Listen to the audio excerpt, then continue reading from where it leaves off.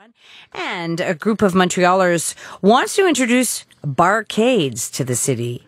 That apparently is a bar that's filled with vintage pinball machines. This plan is supposed to be in the plateau, but apparently they're getting a lot of red tape. Morgan Dunlop is looking into this. Hello, Morgan. Hi, Sue. Okay, barcades. These guys apparently have a pinball collection. Yes, they're all pinball collectors. It's a group of 3 friends. And these pinball machines valued at between $500 and $5,000. Some of them quite old. Wow. One made right here in Montreal back in 1949. It's called Richelieu, and it's by a company called North Star. I just have some sound of that machine for you.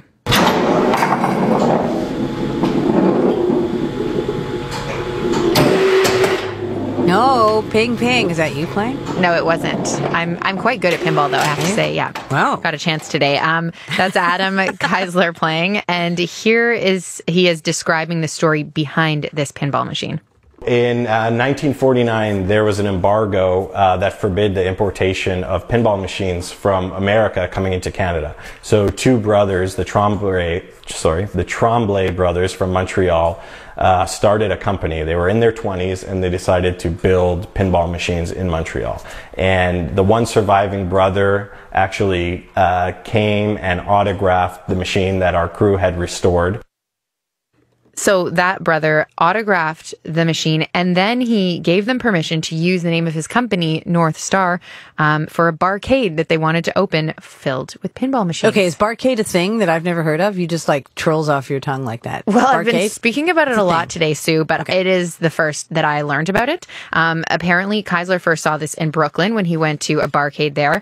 It says there's lots of them around the U.S., one in Ottawa, one in Quebec City. And he said he wants to bring this to Montreal to spread his passion and the nostalgia factor for these things.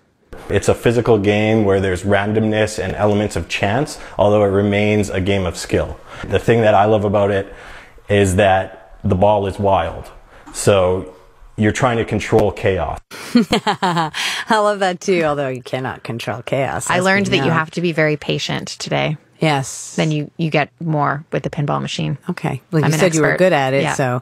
But you mentioned red tape at the top. What is that all about? Yeah, so they're trying to open this barcade in the plateau, and there's a bylaw that dates back to the 70s that says you can't open a bar with several coin-operated machines in many areas. There is St. Catherine Street where you can do it, but Keisler really wants to fight this bylaw because he wants to make it not just in the plateau, not just in his case, but he wants to see barcades pop up all over the city. I suppose, although I guess the bylaw also applies to those one-armed bandits, which probably people don't like to have in pubs. Yeah, that's a separate issue. Mm-hmm. This one is really coin-operated machines we're talking about.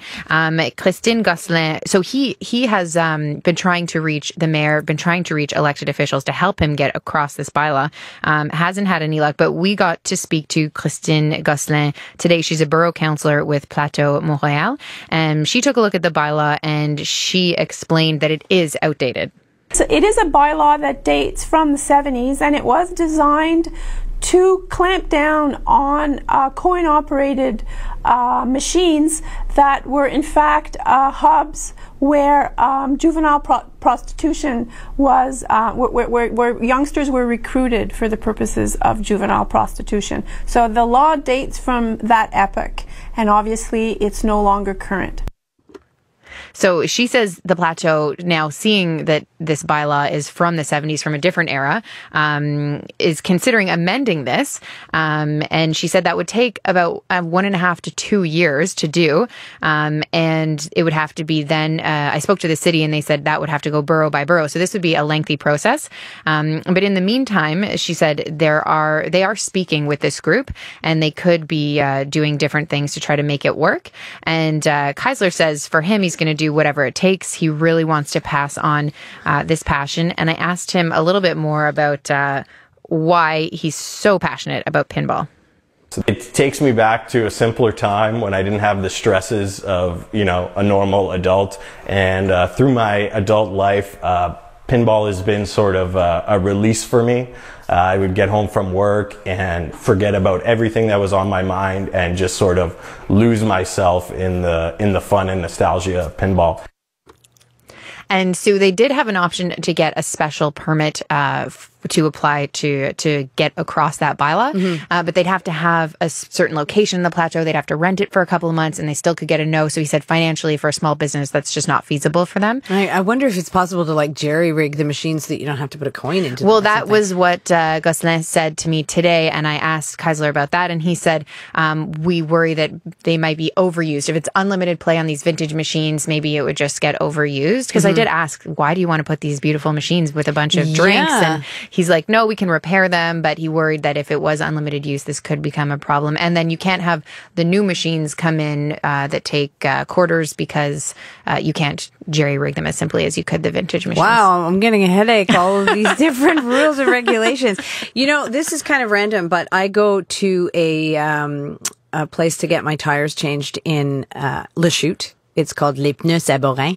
And the guy has a collection of vintage pinball machines. And while you're waiting for your tires, you go into the back, it's at the back of the garage.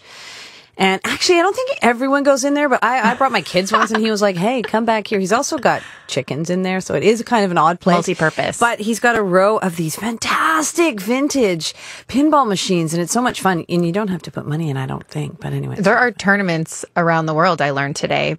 Pinball is a big deal. Pinball is a big deal. Unlike you, though, Morgan, I'm not awesome at it. I'm kind of bad at it. So. Well, it's all relative. We'll hopefully we'll go to one of the, what's it called again? A barcade? Barcade when it opens. Yeah, and we'll practice.